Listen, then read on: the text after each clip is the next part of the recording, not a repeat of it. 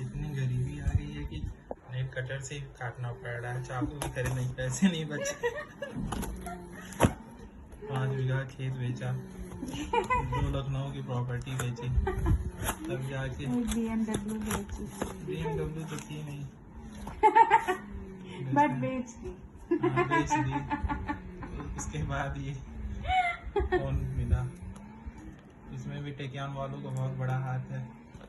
अच्छा, ये देखो अभी नीचे गिरा दूंगी। बीवी ने कुछ गिफ्ट दिया, बर्थडे गिफ्ट। तो कुछ नहीं, मतलब 60% बीवी ने बर्थडे गिफ्ट दिया, 60 नहीं 75% कह सकते हो। तब जाके ये मोबाइल दिया।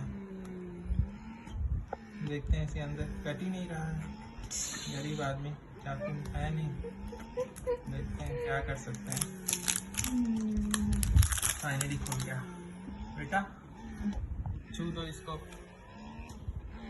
अरे छू दो, हाँ छू दिया। और ही बाप रे, ये तो फोन ही है यार, मैं तो कुछ और ऑर्डर किया था। ब्लू ऑर्डर करके तो और अच्छा लगता है। अभी ब्लैक बहुत सेक्सी है। वाह।